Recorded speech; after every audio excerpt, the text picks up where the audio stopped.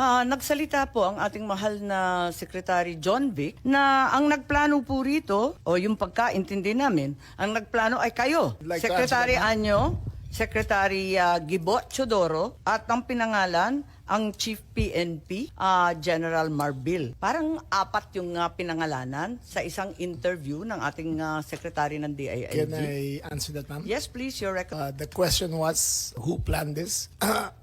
I did not state in any way who planned it. The meeting was of executive privilege. It is a conversation between the president, once I mentioned. There was...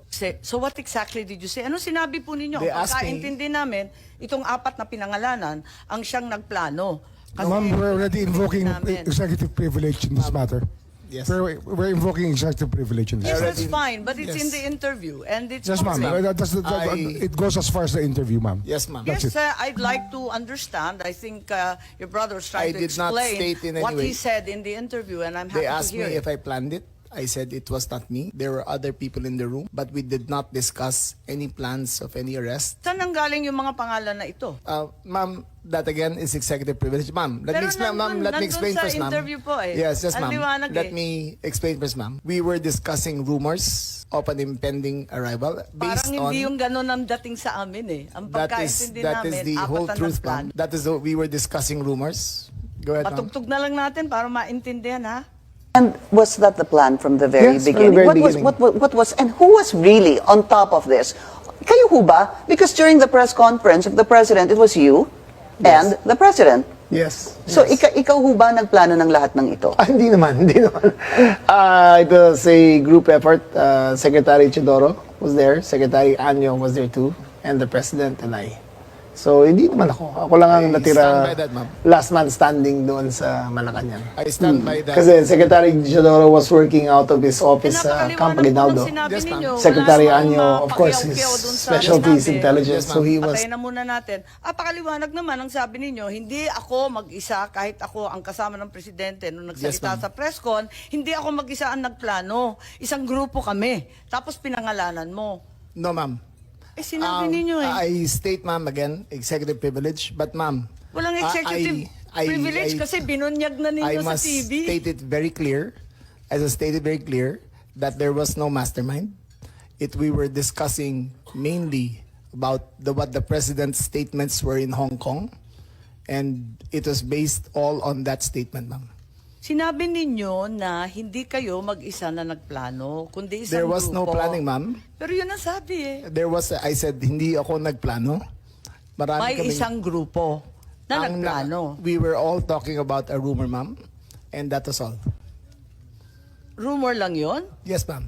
Group effort ang sabi mo eh. Ang tanong niya kung ikaw ang nagplano, tapos sabi mo, There was no hindi, planning, group ma'am. effort. There was no planning, ma'am.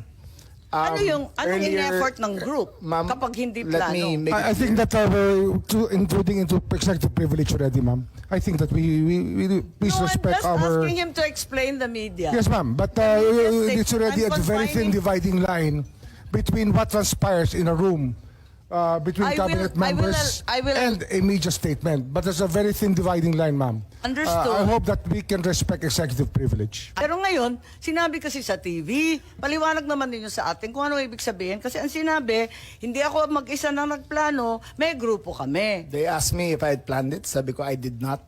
I did not plan it. I said we were there, and not to skirt, ma'am, executive privilege.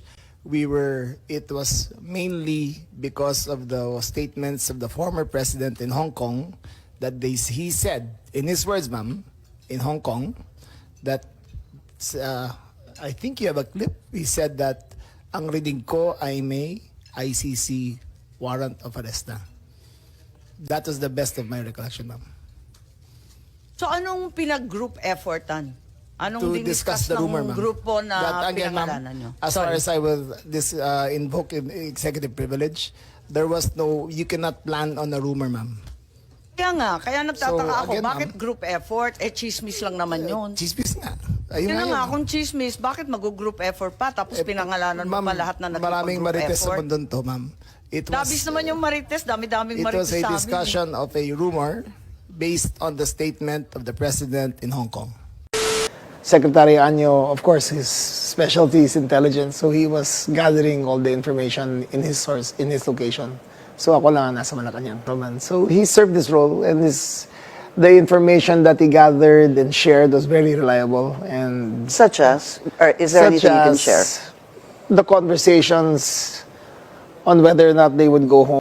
Ibig sabihin, yung mga lawyers po sinasabi kay dating Pangulong Duterte. Parang gano'n ang lumalabas sa mga sources.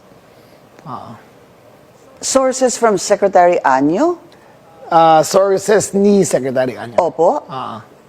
And he relayed that to the core team. So the core Yes. team is the President, yourself, Secretary Anyo, Secretary Teodoro, and The President. the It was a discussion of a rumor based on the statement of the President in Hong Kong. Why the fuck you lying? Why you always lying? Oh my god, stop fucking lying.